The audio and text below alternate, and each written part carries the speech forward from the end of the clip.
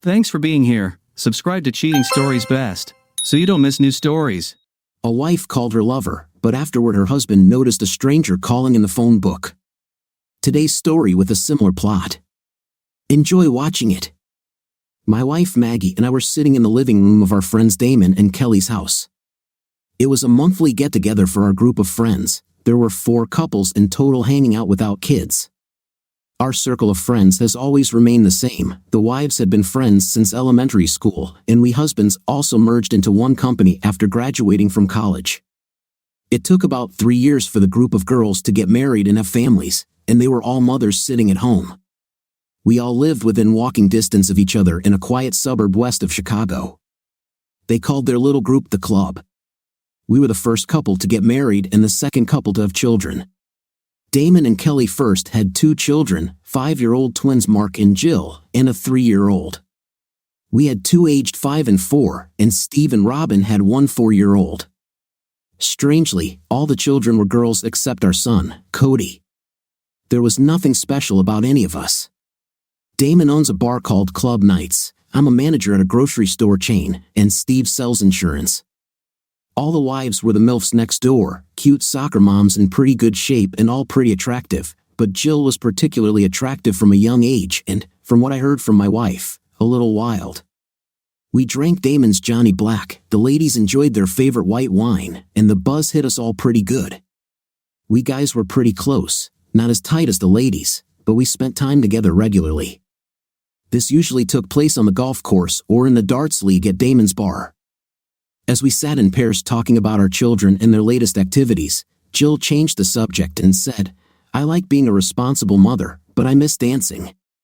The other ladies agreed and began reminiscing about their college adventures. Maggie said, "Why don't we go somewhere tomorrow evening and go dancing? We can leave the men on duty with the kids and go out to shake off the cobwebs." Damon said, "Why can't we go with you? Who are you planning to dance with?" Kelly replied, "With whoever wants to join. We can relax and have fun without husbands or kids to worry about." "Wait," I said to my wife, "isn't the point of these monthly parties to have a night away from children? Now you want a night away from your husband too? Why do you need a break from me?" "I don't need a break from you. Why do you ladies think we'll let you get into situations like Damon's stories over the years about wild women and lustful guys caught in his closet or in the parking lot? We've all heard of confrontations between husbands and wives doing things they shouldn't do on the dance floor," I continued. "The point isn't to escape you," Maggie said sharply. "If this bothers you so much." I interrupted, "Spy on us? What would make you think we'd do that?" At this point, the night took a turn towards arguments and accusations. I wasn't the only one concerned about their motives for this night out. It became clear they had discussed it before the party. We felt ambushed, and I was angry. "Okay, let's wrap this up. We need to cool down. This has gone too far over a stupid night out," I said. "I agree," Damon said. "We'll meet tomorrow evening at 6:30 at my place." "Boys, it's not over yet." "We'll see," Mark said, following his wife out the door. I was glad to follow suit, walking out to the driveway. "Come on, Mags. Let's go," I said. She left in anger. I shrugged and said goodnight to Damon and the others. All the way home, she sat silently, crossing her arms over her chest like a petulant child. Her displeasure rivaled that of my 5-year-old. I couldn't shake my anger at this setup. They clearly planned everything, even choosing the night. I think we all trusted our wives, but on some level, we wondered why they felt they needed a night away from us. It's not like we've been married for decades and our lives were boring. Maggie and I had plenty of adult nights out. They were easy to organize since our kids' grandparents lived nearby and loved taking them. They even let us spend the night without the children. Did one or more of the ladies want to cheat? Did they want to flirt and seek attention from men other than their husbands on the dance floor? Why would they think we'd be spying if they went to Damon's bar? What were they afraid we would see? When I pulled into the garage, she opened the door and practically jumped out of the car. Before I could even stop, she had the kids at her mother's. I figured I'd get an earful as soon as the garage door closed. After 3 large glasses of wine at the party, she was relaxed enough to give me a tirade unlike any before. "Why are you acting like a jerk? I had to think quickly and decide how far I wanted to go. I decided to just let her vent. Well, what's your problem with me going out with my friends? Do you feel like I belong to you? Do you think I want to do this so I can go and have a night? Answer me. I sighed and calmly said, tell me, why is it so important to go out without your husbands? Why can't you dance with us and shake your asses like you said, with your husbands? Why risk being hit on, or God forbid, worse, when you can dance with us and do whatever you want there? You've heard Damon's warnings about pills and girls being kidnapped on dates. He hears all the warnings and stories from other bar owners and the police. Can't you understand that we're just worried about you? You don't have to worry about anything. All we want to do is blow off some steam. Then do it at Damon's bar where X can keep an eye on you. We'd all feel better if it was there, and you'd save money on fees and drinks. X is Xavier, one of Damon's bouncers on weekends. He's 6 feet 5 inches, 300 pounds, a total wall of don't mess with me. I'll talk to the girls. Maybe we can compromise, she said. Sorry, I don't want to argue. We have the whole house to ourselves, so how about we make good use of it? We shed our outerwear and climbed the stairs. By the time she sat on the bed, she was in her underwear and I was without clothes. We made love. After lying on the bed, I tasted her sweat and asked, how about a shower? She smiled and said, I never want to move from this place. I fell asleep quickly. When the alarm rang, I walked slowly into the shower to wake up, kissed the sleeping love of my life on the cheek, and went downstairs to get a cup of coffee. The argument from yesterday still haunted me, and I knew I would be discussing it in detail over 18 holes and a case of beer with the guys. I grabbed a case of young beer from the refrigerator in the garage, threw my clubs in the back seat of the SUV, and headed out to the golf course. When I pulled into the parking lot, I saw the other guys already had carts, so I pulled up next to them. Hey Paul, we're ready for the round, Mark said. And you owe me $20 from last week's skins when I won the last 4 holes. That's $1 to play this course. I pulled out a $100 bill and handed it to him, saying, hold this. Let's see how much you lose to me today. Damon laughed as I loaded my bag into the cart. Guys, grab some beer. It should stay cool enough in your bags. Damn it, Paul, $6,000 won't make it around the bend, Steve joked. The beer girl might get some of our money today. He handed me a couple of good Toro Gordos and a Connecticut wrapper. I never understood his need to smoke good cigars on the golf course. They were probably $8 a pop, so not too crazy, but still seemed like a waste when they fell on the ground, got forgotten, or, as happened once, got hit by a ball while in someone's mouth. After a costly missed putt, I dropped my putter and almost took Mark's head off one time. Then again, people would think it was stupid to pay over $100 for golf, fully loaded cigars, and open beer bottles, I said. We drove toy number 1, and I drove with Mark. While we were driving, he started talking about the party and the ladies' ambush. Dude, I'm worried about the girls going out without us tonight. It's not like them, and honestly, Jill has been talking a lot about her old fun days lately. Yeah, she was on the phone last week talking about some fun she had. She didn't know I was home and could hear her conversation, so she didn't hide anything. I knew she used to have fun, so it wasn't anything new to me, but she said she missed that lifestyle, which was news to me. Damn, now she wants to drag our wives into it, I said. I really thought she was over all that stuff. Now that I have little Sammy, I never thought I'd have to worry about her being faithful to me. This sucks. He nodded, and I saw sadness in his eyes. It doesn't make sense to me, Mark sighed. She's treated like a queen. She has a new SUV, all the latest home accessories, money in the bank, and a bedroom in the house dedicated to her scrapbooking needs. They have regular date nights. We babysit Sammy for them anytime they need it, so they have plenty of activities unrelated to children. She should be happy, although this may not be the life she wants. Maybe she never wanted to be a mother in the first place. Could the party girl she used to be the real her? I had heard about postpartum depression, but it didn't seem like it was out of my league, and my wife didn't talk about it. I had to think about my wife. Will she cheat on me? Can she cheat on me? Does she know that Jill wants to go back to her old ways? I hadn't noticed any strange behavior. She never refused me intimate. Sure, we were interrupted a few times by the kids waking up, but that's just being a parent. Does she want to try someone else? Am I not good enough for her? Maybe I'm overreacting. Maybe it's just an innocent bachelorette party. Do they have the right to do this? We stopped at the turn before the 10th hole and grabbed some hot dogs. While we were eating, Damon said, "Guys, you understand something's going on with our wives, don't you?" We all nodded in agreement. They were too defensive last night about this for my comfort level. The fact that they were worried about us knowing what they were doing and refused to go to my place doesn't make sense to me. It really ruined my mood. "I agree," I said. "I talked to Maggie about it, and she said they would consider going to your bar as a compromise. But I really don't believe they'll just go there. They have something specific in mind. We just have to find out what it is. How about I ask Rick to follow them if they don't go to my bar?" Damon said. Rick was the new bouncer at Damon's bar, whom none of the girls had met. He's as imposing a man as X is. "Okay, I like this idea. Would he intervene if things went too far?" I asked. "Dude, I pay him to do whatever we want him to do," Damon said. "Okay, let's finish up golfing and then we can come up with a plan," Steve said, lighting another cigar. We finished golfing and sat at Damon's bar, talking to Rick. "So, this is what we want: follow our wives wherever they go, stay in the background, and watch them. If things start to get out of control, take a video on your phone and text it to me. Everything you wouldn't want your wife to do. If any of them try to leave with a guy, stop them," Damon said.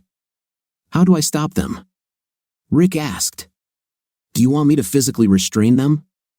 "No, just follow them, note their actions, and if it gets to that point, ask the lady if her husband would approve. Then show her that you've recorded them leaving together and sent the video. That should deter them from continuing. If she gives you grief, tell her we can arrange for an Uber to take her home. What if the guy starts harassing you?" "Well then, it's his fault," Rick smiled and said. "Of course, boss, I'll take care of it for you. My wife's friend, Kara, cheated on her husband and got pregnant. Stupid Rich had a great boyfriend, and she dumped him at a party like she was lonely. I hate scammers, guys.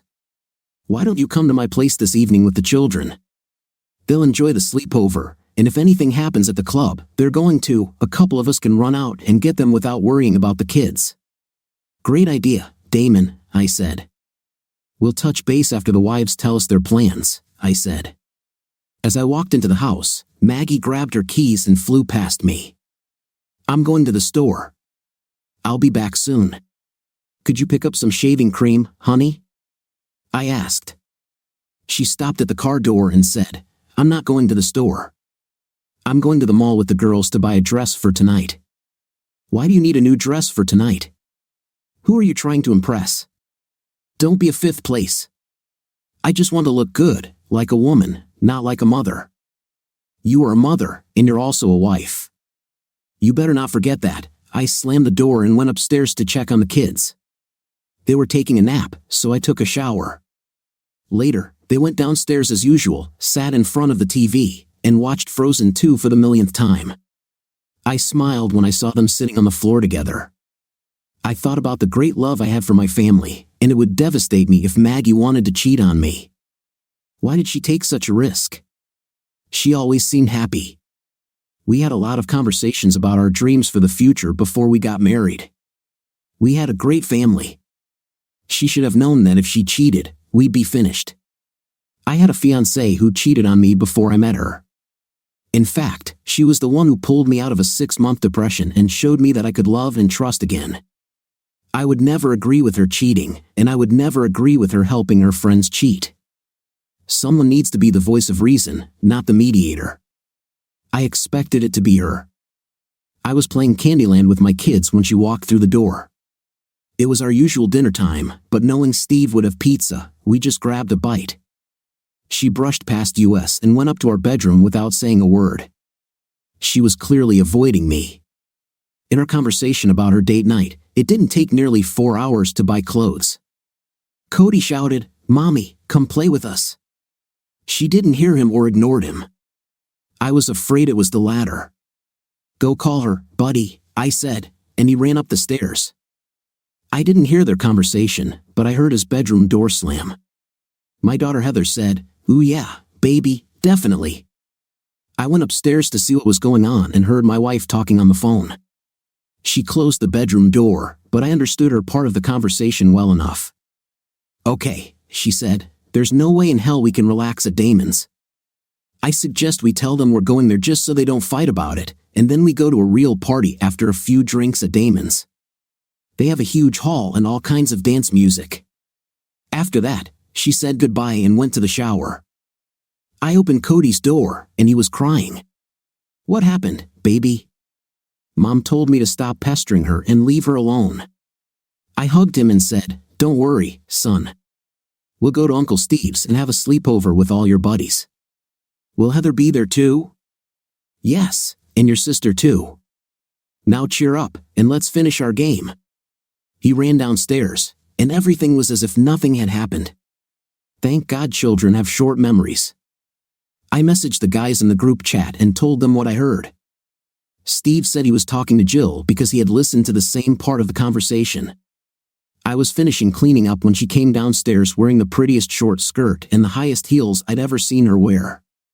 "What are we having for dinner?" I asked while the children were in their rooms. "What do you mean?" "I told you, I'm leaving. You'll have to take care of dinner.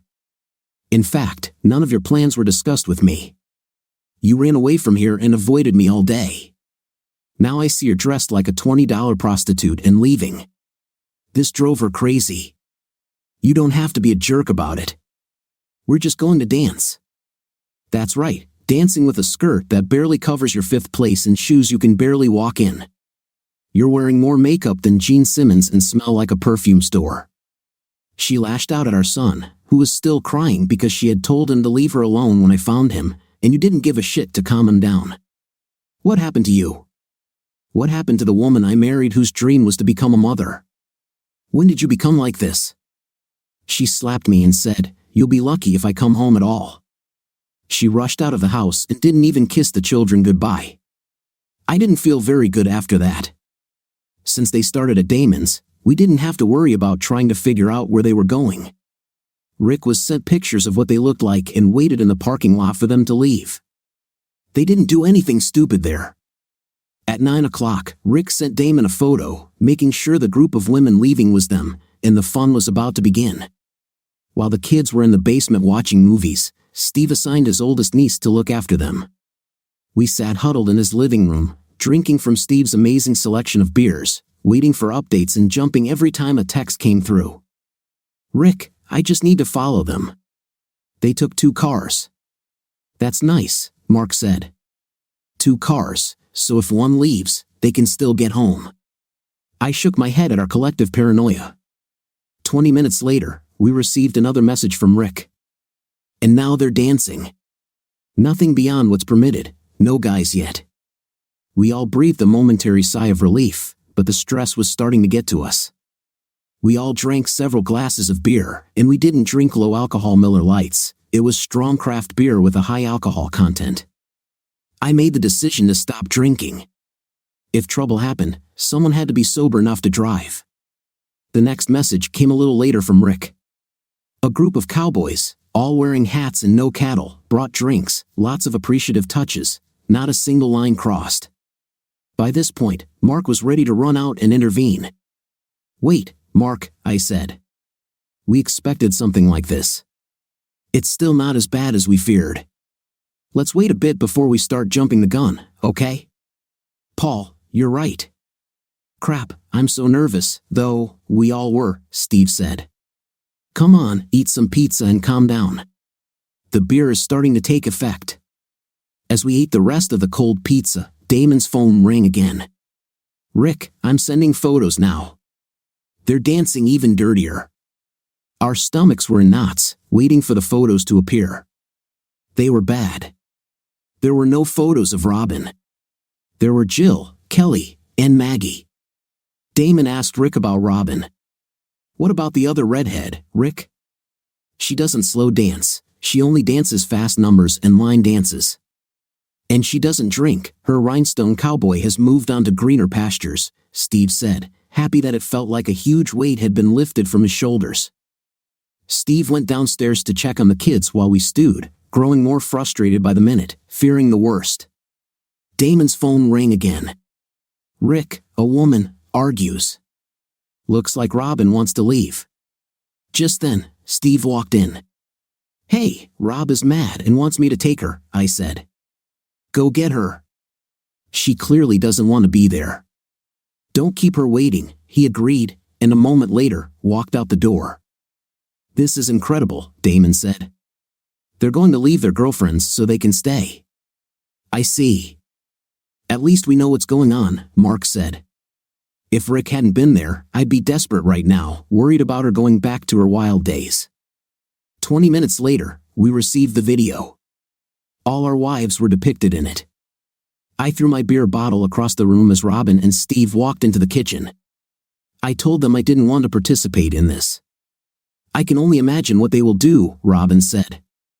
What do you mean? Mark asked. Jill went out for night. Kelly and Maggie say that's not the case, but Jill encouraged them to join her for some weird party in a motel room. I told them no, and they called me names. Do you believe this? They called me names because I don't want to be a woman of easy virtue. I was about to get up when Robin stopped me. Paul, she said, all she was going to do was dance a little. I don't think Maggie is going to cheat on you. It doesn't look like it. Then we heard the front door close. Where's Mark? Damon asked. Damn, he was just here, I said. Damn, we better go get him, Steve said as we ran out the door. He just pulled out of the driveway like a bat out of hell. Warn Rick, I said. Let him know trouble is coming, and let him keep Mark out of jail. Will do. We pulled into the club's parking lot and waited. Rick let us know that he grabbed Mark when he burst inside. He sent it back, and Mark cooled off in his car waiting for us. Rick watched what was happening inside. He reported that nothing worse had happened yet, they were just sitting and drinking. We found Mark's car, and he came out to meet us. I was really going to kick some fifth place there, but Rick stopped me.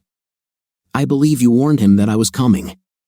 Yeah, we don't need to get you out of jail, Damon said. Damon's phone rang again. Rick, the girls are leaving. Be aware you're there, but let's stick to the plan. Stay in your cars, okay, guys? Get back in the car, they're getting out, Damon said. We saw women's cars 2 rows in front of us, so we got into Mark's Traverse and waited. They walked out laughing, hugging their cowboy wannabes, and Rick was behind them, recording as planned. Jill and her man got into the back seat of one SUV. Kelly and her man got into the back seat of the next car, while Maggie and her man had to find their car for privacy. As luck would have it, while Rick was stopping Kelly and Jill, Maggie was walking towards our car. When she approached, she didn't even notice us. I rolled down the window and shouted, "Hey!" She turned in the wrong direction, looking for me. I saw the panicked look on her face as she looked around. I opened the door, and the others followed me. They went to deal with theirs, and I went to mine. Well, what's going on here? I asked furiously. What the hell do you want, Moran? Her man told me. I want to beat the crap out of you for messing with my wife, that's what. Hey, she said, I'm in the middle of a divorce. I don't get involved with married people. Too much trouble. She began to sob and leaned against the trunk of a nearby car, holding her head in her hands. Yes, it looks like she was telling you the truth. She's in the middle of a divorce right now, I said as I left. You can take her. No! She screamed and grabbed me, trying to spin me around. She must have been very drunk because she stumbled and fell to the ground. As she sprawled on the ground, I saw that she wasn't wearing any underwear. She raised her head and asked, "What are you doing?" I looked at her with all the disgust I could muster and said, "Every time you beg me to forgive you and take you back, I'm going to look at this photo. I'm going to look at you in this moment and remember that you were going to sleep with that guy." Her man came up and said, "Why are you such a jerk? We didn't even do anything. Give me her underwear, you idiot." She sobbed a little more as he helped her up and then pulled her underwear out of his back pocket and handed them to me. I threw them at her and spat on the ground. Goodbye. Go home, change clothes, pack up your junk, and go to your parents' house. I don't want them to see you like this. If you're home in the morning, I'll send them a video of your antics tonight." "No, Paul, please."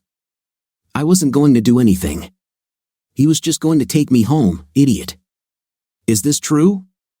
I said, pointing at Rick, who had just punched one of the guy's buddies. "No, we were going to get to know each other better in my car." Maggie slapped him and screamed, "You're an idiot. I never intended to have an intim with you." I shook my head and walked away to see if my friends were okay. 2 cowboys ran past me. As I approached, I saw 2 women arguing with their husbands. I looked at Rick and said, "Did I really miss all the fun?" He laughed and said, "It doesn't look like it," nodding towards your soon-to-be ex-wife. Before she could say anything, 2 police cars pulled up. Luckily, the cowboys were leaving in their truck when the police arrived. "Any problems here, guys?" asked one of the officers. I came up and said, "Some guys harassed our wives. We scared them off, so now everything is fine." He looked at me for a moment and asked, "Dust?" "No, we were at home when my wife called us to pick them up because they had drunk too much. You know how it is with housewives, they get the hang of it before drinking." "Well, yes, while they were waiting, they were accosted. We got here just in time, and these idiots left as soon as we arrived. He took our IDs and did what cops do with them. Meanwhile, our wives had calmed down and were sitting next to each other by the cars while the 4 of us stood closer to the police car. He came out and said, 'Okay, get them home safe and sound.' I nodded, and he said, 'And from the looks of them, you might want to consider keeping them on a shorter leash.' He got into his car, and they drove away. 'Even the police think you look like women of easy virtue,' Mark said as he left. He got into his SUV and drove away, leaving Jill in the parking lot. Damon said, 'Ladies, I just ordered a taxi for you. Go home and sort yourselves out. We won't be there tonight.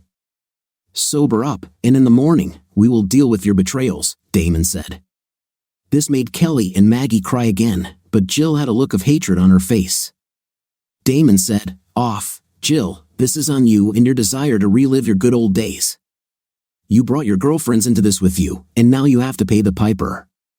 Thank God Robin had the sense to leave and warn us. You just sent her home alone so you could get yours. Oh yeah, we all know about the motel party plan.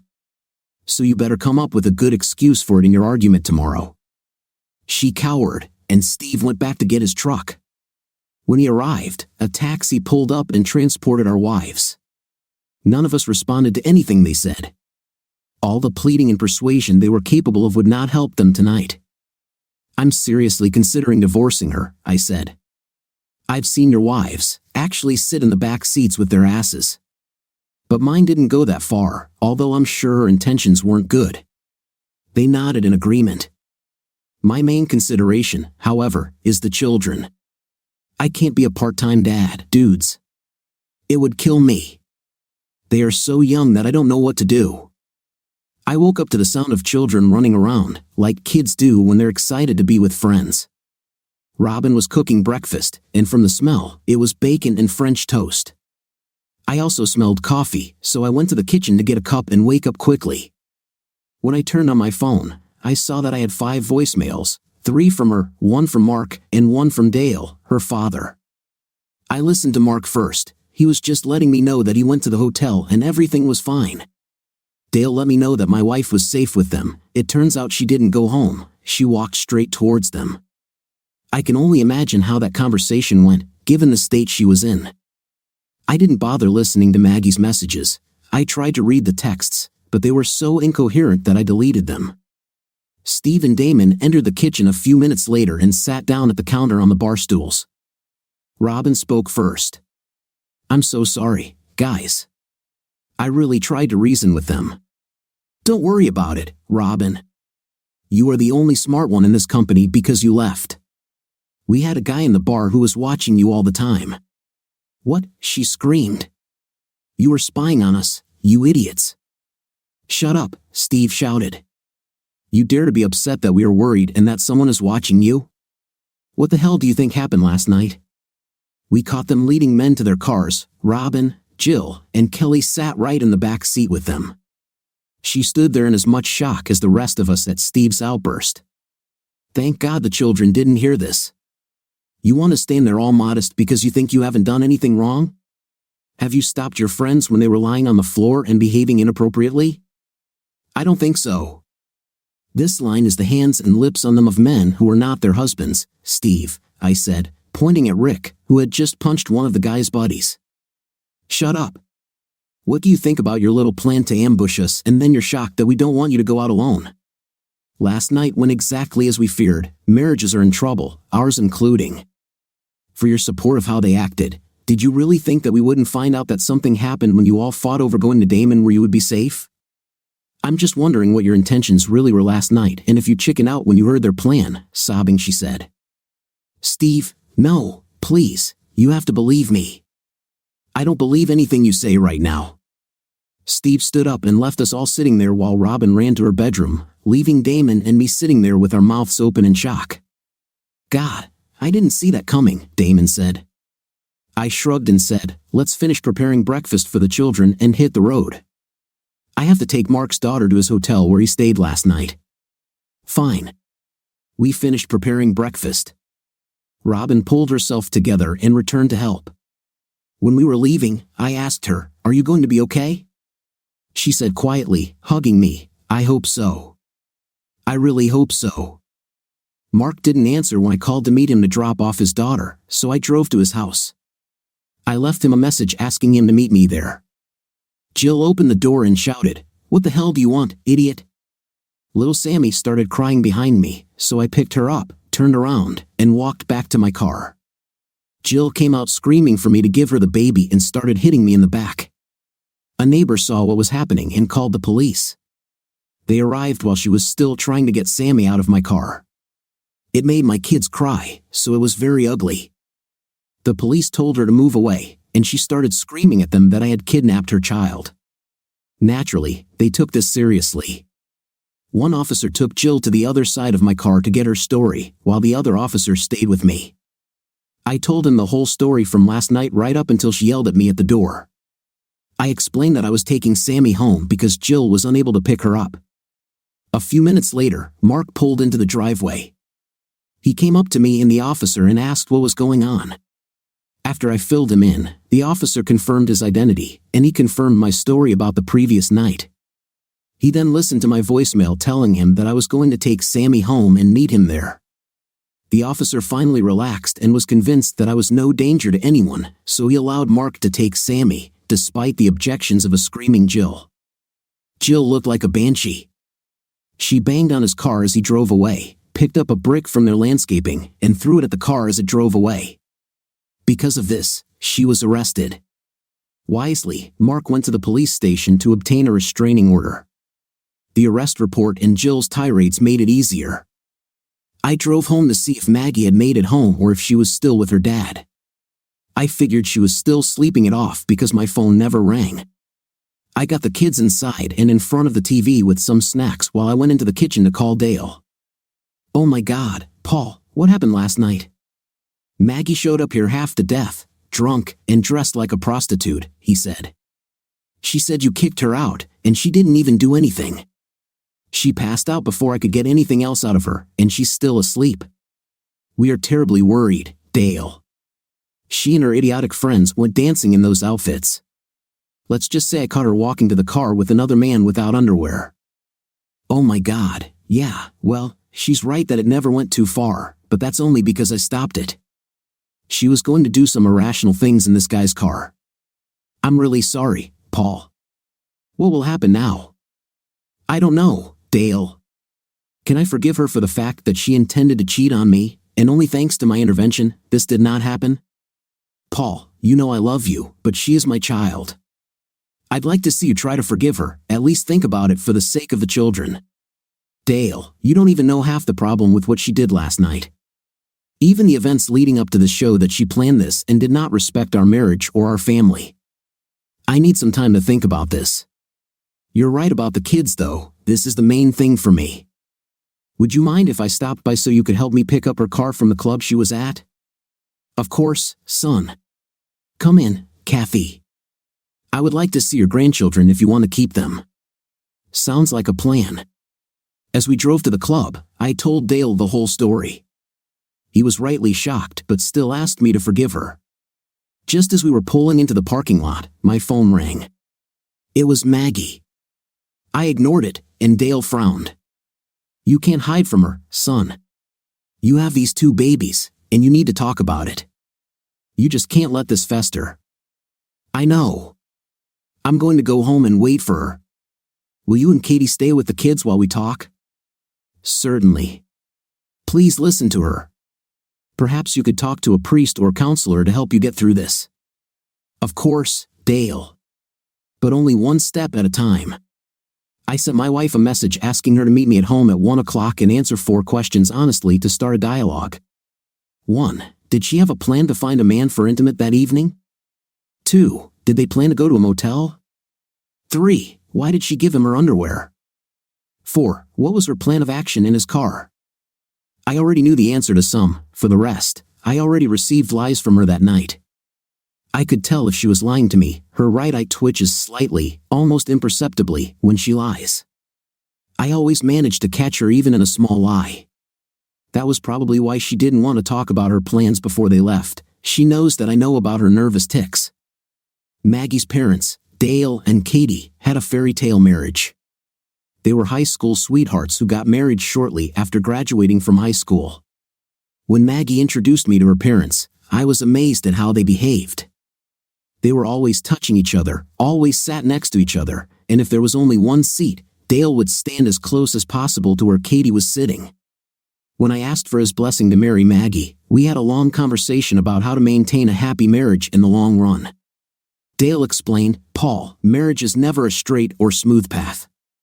You can drive for miles without turning or potholes, but eventually, you'll hit one. The key is to make sure your car can handle it when that time comes. The equipment requires maintenance. If you let small problems slide or don't do regular tune-ups and oil changes, your car won't last long. If the road is your marriage, then your car is your relationship. You have to work at it all the time. This doesn't mean just not forgetting anniversaries and birthdays. It's part of the deal. It means making time to be together, being gentle, being caring, and doing the little things that you might not want to do because they're little and they don't seem to matter when it comes down to it. Anyway, if your relationship is properly maintained, you will have a long, fulfilling marriage. I relived this conversation and many others we've had over the past few years. I thought we had a love like theirs. We're not that touchy-feely, but we do take the time to ensure our marriage is maintained, so to speak. I have always been confident in the stability of our marriage and, of course, confident in her fidelity. Until that night, it never occurred to me that she could betray our marriage. Did I miss the warning signs? Have I not done the little things I should have done to keep my marriage healthy? This would require some thought. At 1 o'clock in the afternoon, she returned home and entered the living room looking terrible. She must have just finished crying because her eyes were still red and puffy. Paul, go get yourself in order. I don't want to look at you in those clothes, I snapped. There was really no reason to force her to change her clothes. Was it really because I didn't want her to look like that, or did I just want more time to think? I looked at the TV again and realized I was watching the DVD that the kids always watched. I shook my head when I realized how lost in my thoughts I was, if I watched Frozen 2 and didn't realize it. She came down half an hour later, freshly showered and wearing yoga pants and a t-shirt. She knew I loved her in those pants because they had led to several bouts of fun lately. I was half sure she wasn't just dressed for comfort. She wanted me to think of her intimacy. Paul, dear, wait, I said. I asked that you have answers to 4 questions ready before we talk. Can you answer them? Yes, she sighed. So, what? She looked at me, waiting for me to continue. I peered into her eyes for a twitch but was momentarily distracted by the slight flirtatious movement of her hair and the way she bit her lip. Damn, I loved her. She made my life difficult, and I don't think it was even on purpose. Since there are no children in the house, I should have already bent her over the sofa, but I allowed her to continue. I never intended to go to a motel with Jill. It was her idea, I swear. I didn't mean to sleep with that guy. I was just going to walk into his car and then Uber home. I'm sorry I lied about it last night. I don't know why I said he would give me a ride. I think I just panicked. She waited, and again, I said nothing. Yes, I gave him my underwear. I was drunk, and they all egged me on to do it. I went to the toilet alone and took them off. I didn't let him do anything, and I didn't do anything at the table. I swear, he never touched me down there. I knew it was true because Rick was watching her and would have seen it happen. I was still angry that she did this. Paul, I swear to God I didn't mean to get into his car. God, I wish you'd wait to see this before you go out. I know you don't believe me, but it's true. I was going to kiss him goodnight. Give me your phone. For what? Do it. Great. Here, I opened her recent calls. I saw calls to all the other girls and thought they needed to clear up their story. Then I saw Simon's phone number. Who is Simon? I asked. Her eye twitched, but she didn't respond. Who is Simon, Maggie? The guy from the bar.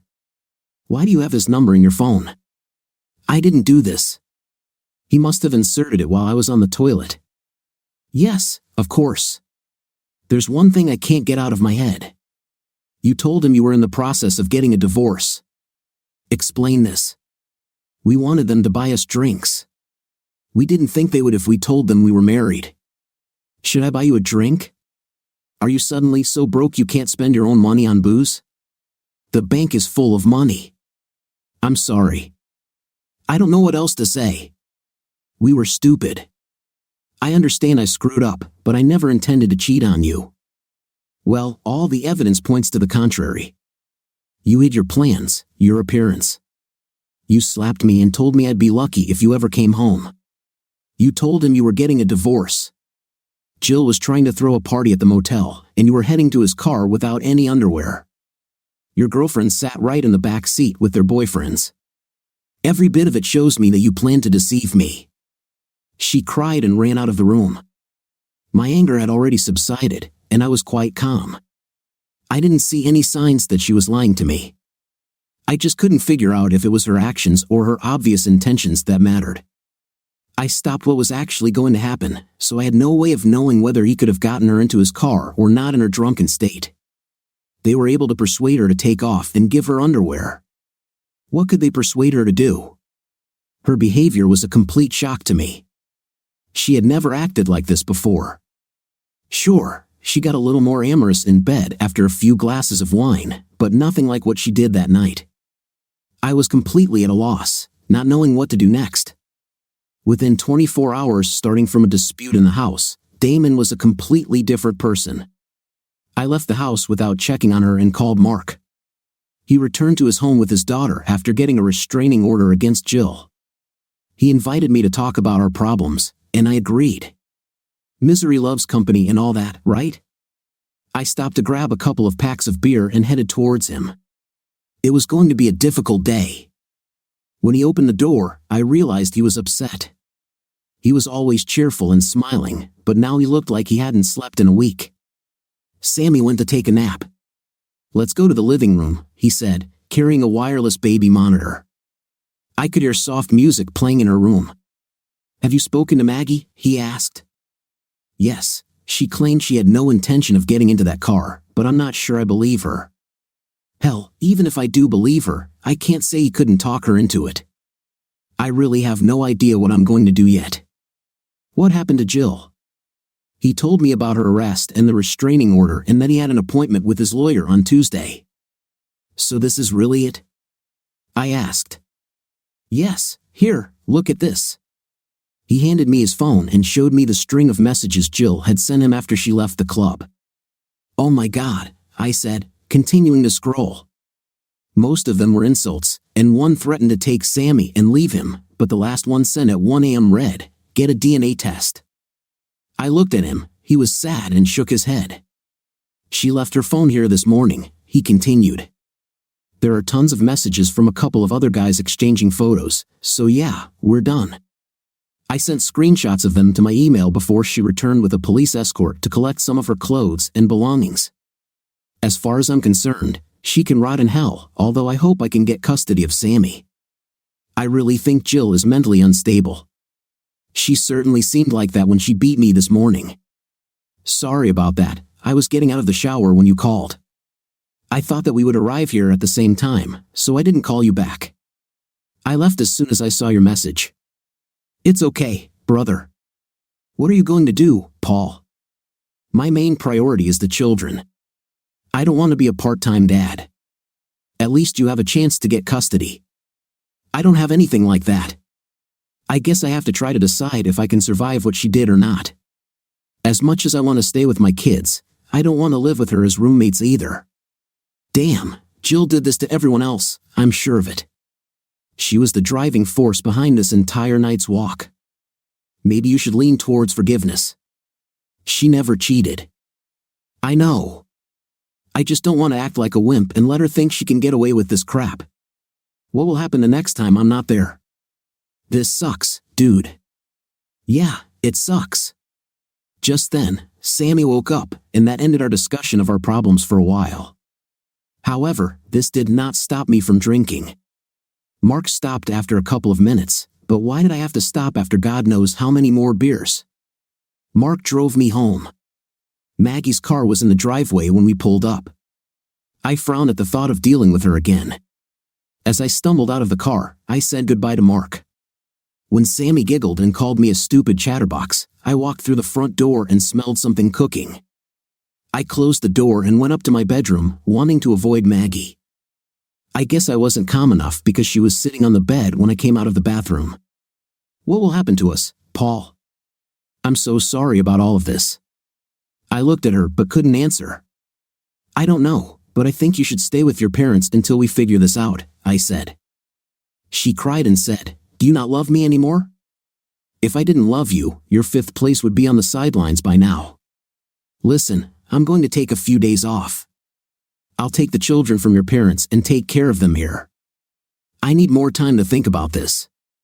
Get them some clothes and let them spend the night with you. I'm not able to have dinner with me. I made you beef stroganoff, cooking my favorite.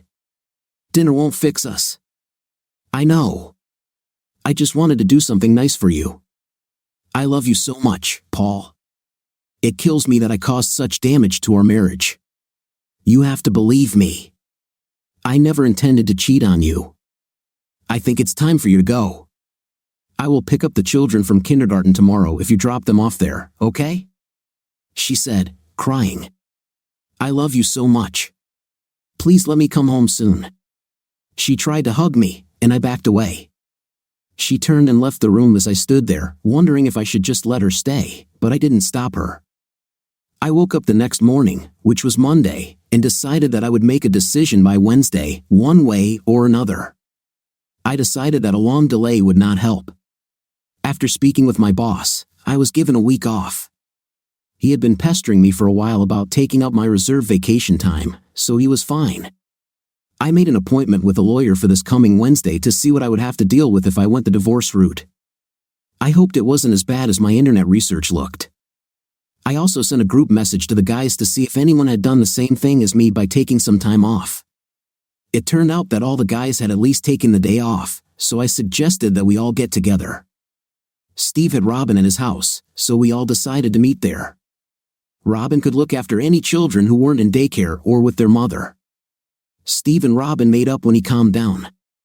I was glad about that because we knew she didn't act like the other wives that night.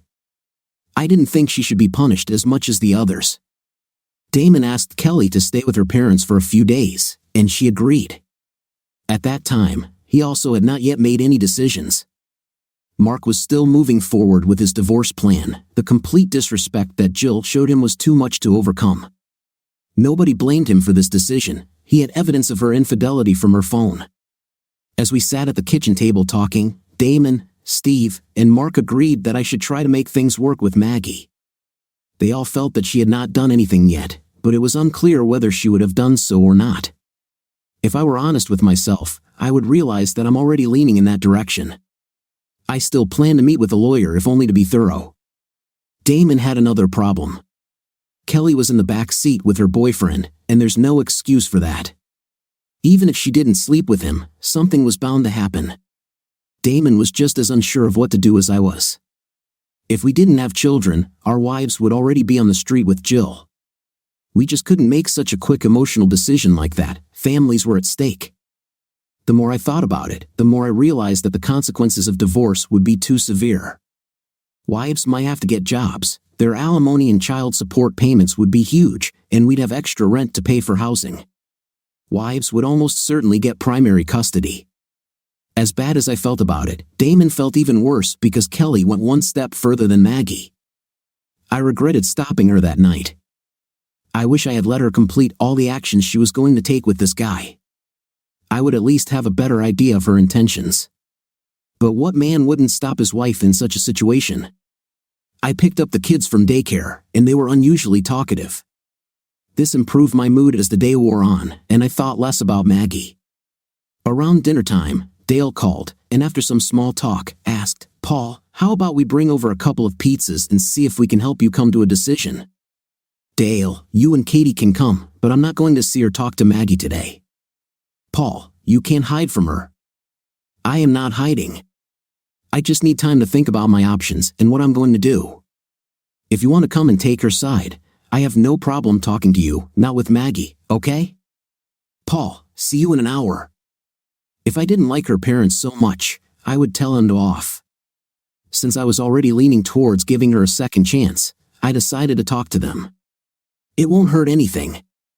We ate pizza and talked with the kids until bedtime. It was a difficult conversation to have, explaining to them why their mom wasn't home to put them to bed. Katie's presence helped, and I was grateful for that. After the children had settled down and had their stories read to them, it was time for some serious conversation. Kathy started by saying, "Paul, where are you now? Is there a chance for you two to stay together?" "There's always a chance. My problem is balancing her intentions with what I know and have seen. She claims nothing happened with this guy, but she told him she was in the process of getting a divorce." Katie gasped. "She said it was so he could buy her a drink. We do not suffer due to lack of money. There's no need for men to buy her drinks. She also gave him her underwear, and yes, she followed him to his car drunk and without underwear." "Oh my God," her mother whispered in horror. Dale lowered his head. "I told Dale the whole story before, and I guess he didn't tell her. I don't blame him, it was enough that he knew what happened." "Paul, I don't know what to say to this," she said, barely audibly. "I know, this sucks," I said. "It was because she dared to do it and was too drunk to make the right decision. Who dares ask to take off his underwear in a bar unless he's trying to get into her pants? And who gives it to him if she wasn't going to let him sleep with him? A wife and mother should not behave like this. What the hell am I supposed to do, knowing all this? On top of that, it had been planned in advance. What would it be like for the night, at least for her friend Jill, and maybe for all of them? We asked them to go to Damon's bar, so we knew they would be safe. They said no and that they didn't want us to spy on them. Does this look like it's going to be an innocent night? Not for me. That's why we followed them." "Thank God you did it," Dale added. "Well, yes. Mark and Jill are getting divorced. Damon and Kelly probably, too. That would definitely be the case if Damon didn't have kids to think about. The only safe couple out of all of us is Stevie and Robin, and that's because she left when they started crossing boundaries. Their marriage was even in limbo because Stevie hated that Robin didn't try to stop their promiscuous behavior." "What about a consultation?" Dale asked. "Oh, that has to happen at the very least if I decide to give her a chance. There's no doubt about it. What made her make this terrible decision to go out with her friends, knowing that Jill was fully planning on picking up men? She should have been the voice of reason and stopped it, not continued to encourage it." They nodded in agreement. I noticed that they, too, were holding hands so tightly, as if they were afraid to let go. "God, I wish Maggie loved me so much." Dale asked, "What's next, Paul?" "I'm meeting with a lawyer on Wednesday. I gave myself a timeline to make a decision after this meeting. We really hope it doesn't come to that, son. We hate to see our family torn apart over this. Don't forget that we are collateral damage in your decision. We love you like a son." "I know. I love you too. I'm sorry you have to go through this." There was really nothing left to say after that. They said goodbye, and I headed for the bottle of whiskey. On Tuesday evening, there was a knock on my door. Dale delivered a letter written by Maggie. I don't know why she felt she had to write me a letter. I would answer her call. I just didn't want to be around her. The letter didn't say anything that she hadn't already said. I felt like she just wanted to tell me that she loved me over and over again, as if somehow it would be more believable in writing. I met with a lawyer just to see how bad it would be for me if we got divorced. No evidence of adultery, stay-at-home mom, child support, joint custody, and if the kids went to college, I would have been on the hook for child support for 17 years. The guy actually looked me in the eyes and said, "Find a way to get past this. Nothing really happened, and it's cheaper to keep her." I decided that I would ask her to come home. I had no idea what was going to happen or how it was supposed to work, but I knew that if we could be fixed, it wouldn't have happened if we lived apart. I wrote to her, "Now you can return home, but you must answer one question. How can I trust you again?" I hoped she could tell me because I couldn't figure out how I could trust her in the future. When I put the kids to bed, I still had no answer. The kids were very upset that she was still not home, and I didn't have a convincing answer to tell them why. I read them a story, but they cried until they fell asleep. I was getting angrier by the minute, so I called her parents' landline. I did not receive a reply. I called her cell phone, but no one answered. I called Dale's cell phone, but no one answered. I called all 3 numbers and sent SMS every 15 minutes for an hour. It was almost 10 o'clock, and I began to worry. I called Robin and asked her to come watch the kids so I could drive over and see what was going on at their house. I was shocked because someone should have answered one of the phones at this time of night. Robin pulled into my driveway, and I met her at the door. "Anything else, Paul?" "No, thank you for coming so quickly. I'll let you know what happened as soon as possible." The drive home took only 10 minutes, and it was quiet. I saw Maggie's car in the driveway, so I rang the bell, but no one answered. I used our key to their house and entered myself. I didn't see anything of note anywhere, and Dale's car was gone. I looked around some more and still didn't find anything. I called Dale's cell phone again and heard it ringing in their bedroom. Wherever they went, he left his phone. Kathy had a cell phone, but I didn't know its number. I never needed it. They were always together and always called me from their landline. If they called me, we no longer had a landline. We always used our mobile phones. I took Dale's cell phone, and luckily, it was unlocked. I scrolled through and found Katie's cell number. I dialed it in the kitchen when it rang and found it in her purse. Where could they be in such a hurry that they didn't grab their cell phones in her purse? I called Maggie's phone again and heard it ringing in the other bedroom. "Crap," I said out loud. "What the hell is going on?"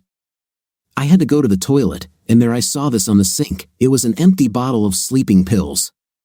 I thought the worst and fell to my knees in tears. Why didn't they call me? I thought, gathering my courage, and ran to my car. There was a hospital just a couple of miles away, so I drove like a bat out of hell and left my car running in the emergency room drop-off lane. I ran in and told the lady behind the counter all 3 names. I needed to look up, hoping they weren't there.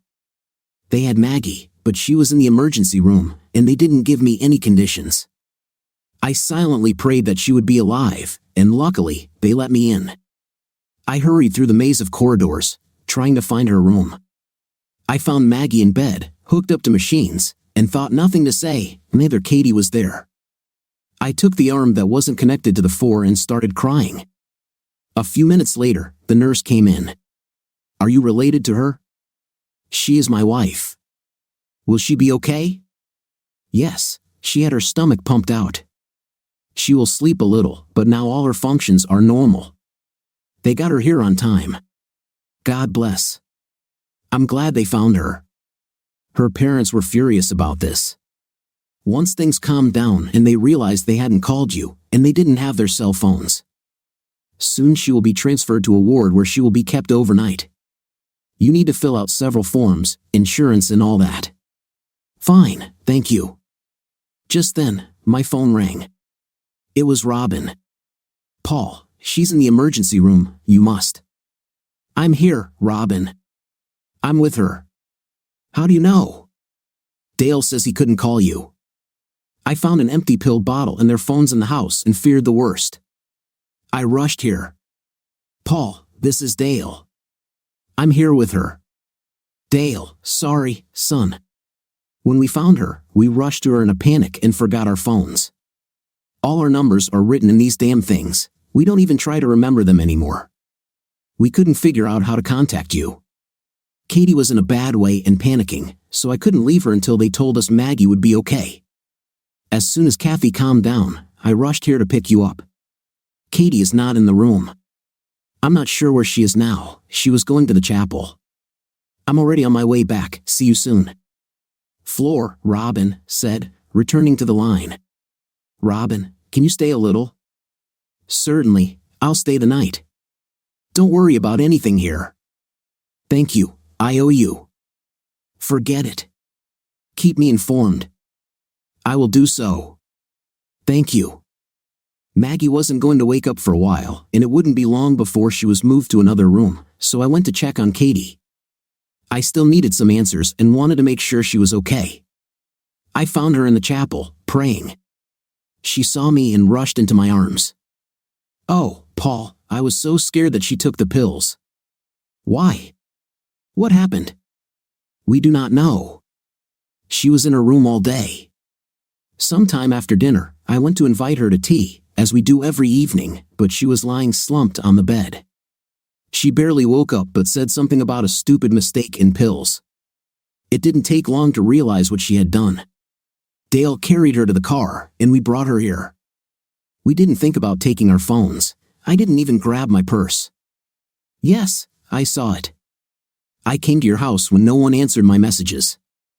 I couldn't understand why she didn't call me after I told her to come home. Did you tell her to come home? Yes, we still have a lot to talk about, but being apart won't help that.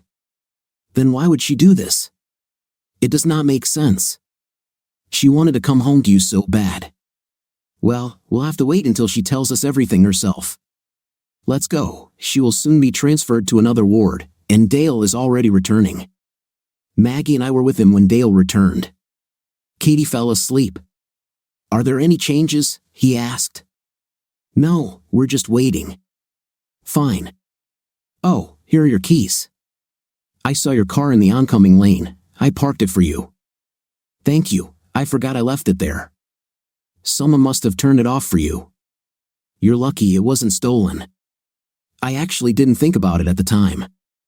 Mr. forgot his phone at home, yes, but we are old, we have an excuse. They settled Maggie in the room and told us to go home and get some sleep. There was nothing we could do, and no one knew when she would wake up. I filled out all the insurance information, signed the required forms, and headed home. After I told Robin about Maggie's condition, she asked me why she did it. I don't know, I said. I asked her to come home, and... Holy crap, what? Asked Robin. I told her to come home, but she had to tell me how I could trust her again. Damn, I bet she got that wrong. I meant it to be an opener for conversation, not closing the door. If she couldn't think of an answer, damn, it's my fault. No, stop that. It is not your fault. She has created a terrible situation for herself and has been in a deplorable state for several days now. It was her choice. You must be strong now so that you can restore her. She will need you now more than ever. You must think correctly. Your children need to be healthy. Fine, it's just not what we needed right now. I can't fix my marriage if I have to fix her first. You and all the other girls that were at the party, what do you think about this? Shit, now we know we were stupid. I'm so sorry you're going through this. She hugged me and left. I took the children to kindergarten and went to the hospital. I walked in half an hour before visiting hours started. Nobody stopped me, so I'm not sure if it was normal or not. I didn't care. She was sleeping when I entered her room. I saw that the tray of food was sitting there untouched. I remembered this was one of the things I filled out the night before, the breakfast selection. I decided that she had not woken up yet, and I was glad of that. I wanted her to see me there when she woke up. I hoped that it would improve her state of mind and at least clarify something if she knew that I was next to her. I took her hand, leaned over, and kissed her forehead. She stirred but didn't wake up, so I pulled a large chair closer and sat down. I held her left hand with my right and looked at the news on my phone. Dale and Katie walked in right at the beginning of visiting hours. They smiled when they saw me. Has she woken up? Katie asked. I don't think so. I haven't seen the nurse yet, and her breakfast hasn't been eaten, but that doesn't mean anything. The children just went to kindergarten as if it were a normal day. Okay, no need to upset them, Dale agreed. We didn't talk about anything for a few minutes before I said, when she is released, I will take her home with me. It will be best that way.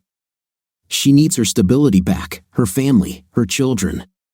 She's clearly lost without you, Katie said. I just don't understand why, Dale said. You told her to come home. Why did she do this? Maggie, who was awake at that moment, said. I squeezed her hand and looked at her with tears in my eyes. Baby, what you did hurts more than what caused our problems in the first place. Your children need you. I need you. I cannot lose you, I said and kissed her on the cheek. She cried and said, I'm sorry. I'm so sorry I did this to us. I love you so much. Please forgive me. The nurse came in and put an end to further discussion. The nurse did what nurses do and said, if your blood test is okay and the doctors don't think you'll try it again, you'll probably get out of here later today. You are a very lucky woman, more than you think, she replied. The conversation was casual for the rest of the morning, and I left her for a couple of hours when I needed to pick up the kids. Her parents and I decided that I would bring the children to visit her. We decided that she could use all the positivity we could muster for her. While I was waiting for the elevator, the doors opened, and Jill and Kelly stood there. Robin must have told them what happened. Jill saw the expression on my face and held out her hands. We just want to visit her. We don't want any problems, she said. You caused this. This is a direct result of your night out, I said. If you don't get out of here now, I'll call the police and tell them you're following us. I'm sure this will look great at your upcoming court date when you try to get custody of your daughter. You're an idiot. This restraining order is bullshit, and you know it. What I know is that you are not the woman you say you are.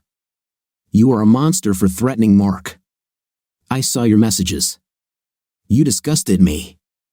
If I ever see you around my wife again, I will do everything in my power to hurt your chances in court. She looked like she was ready to strike when Kelly grabbed her arm and pulled her away. You don't need this now, she said.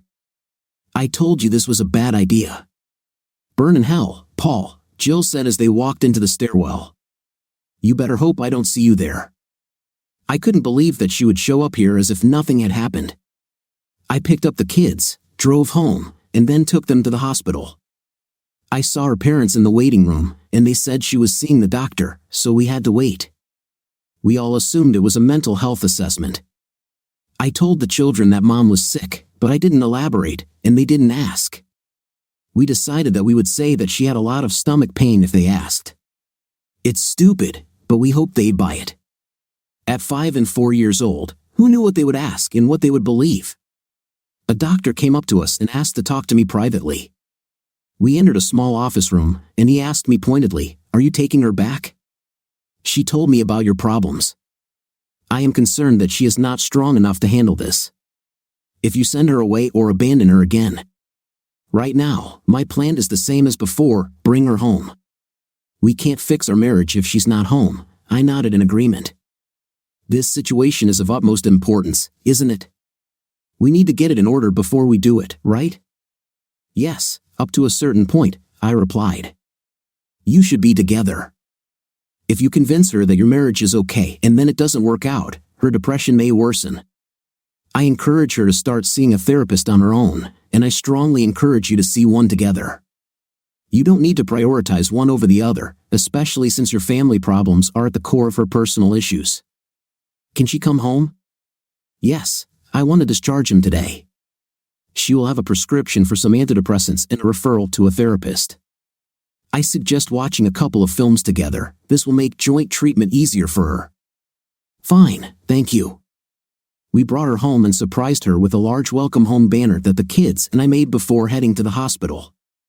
Dale and Katie arrived a short time later and brought all her things home. We ate dinner with two very excited kids happy to have their mom home. She had been gone for less than a week, but it seemed like an eternity. Once the kids had gone to bed and her parents had left, I was cleaning up the kitchen when she came up and hugged me from behind. I didn't hear her cry, but my shirt was wet from her tears. "I love you so much, Paul. Please tell me that you still love me." I turned and pulled her into my arms. I said, "I never stopped loving you. I just can't come to terms with what you did to me, to our marriage. You didn't behave like a wife. Everything was planned in advance. You knew what Jill was going to do, and you supported it. You should have stopped her, not joined her, Paul. You have to believe me. I never intended to cheat on you, to break our vows." She sobbed but didn't say anything. We have a fundamental difference of opinion about how a wife should behave, not to mention the mother of 2 small children. Sorry, I admit that I did not behave like a good wife and mother. I let Jill get me excited about going out and hanging out for the night. She even helped me choose a dress. Yes, that's understandable. Did you know that Jill cheated on Mark? I had suspicions. She confirmed this that evening at the bar. You know she went crazy because of Mark. He had to get a restraining order. I talked to all the girls. I am aware of their affairs. However, this restraining order is. She poses no danger to them. No, you're wrong. I was there when she started screaming at me like a banshee when all I was doing was dropping Sammy off. She attacked me. I saw her attack Mark's car and throw a brick at it. I was there when she was arrested. I didn't know. Yes, did you know that she sent him abusive messages and threats? She is a monster who needs help. I had no idea. Sorry, she said, as if he was hurting her. No, this divorce will be very unpleasant. I hope this will be enough to eliminate her influence from your life.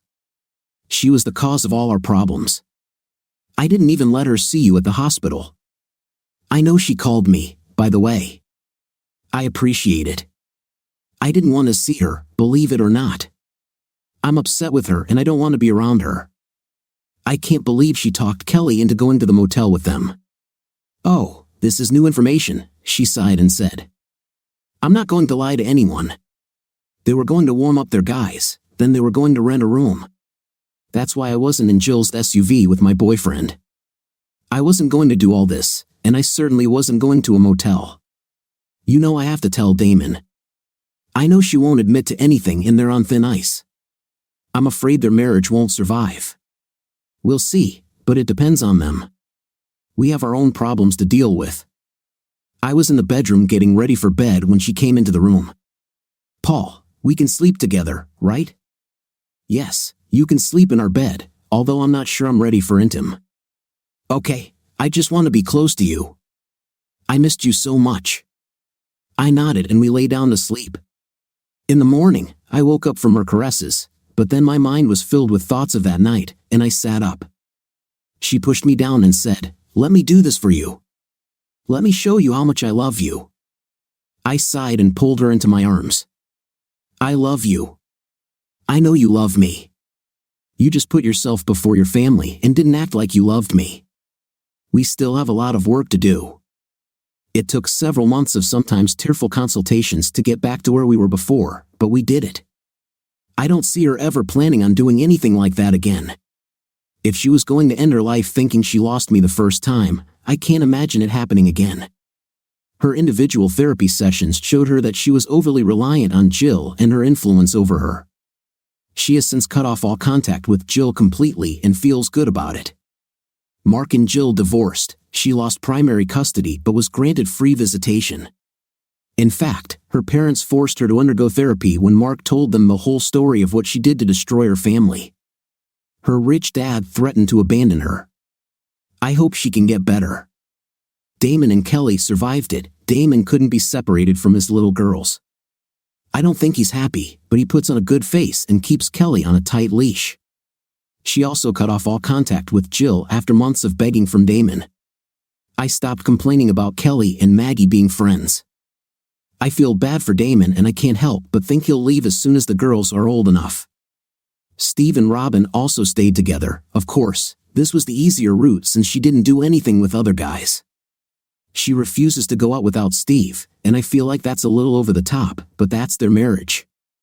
The ladies still have their own club and they invited another housewife, Hannah Davis, who was new to the area. She fits in well with the wives, but her husband, Ryan, doesn't play golf, smoke cigars, or drink craft beer. But we are working on it. He's a bloody great darts player and fits in perfectly with our team. Life goes on. What do you think of our story today? In my opinion, it is that the wife was completely wrong for calling another man, that is, her lover, and the husband saw it. What's your opinion? Write in the comments. See you in the comments.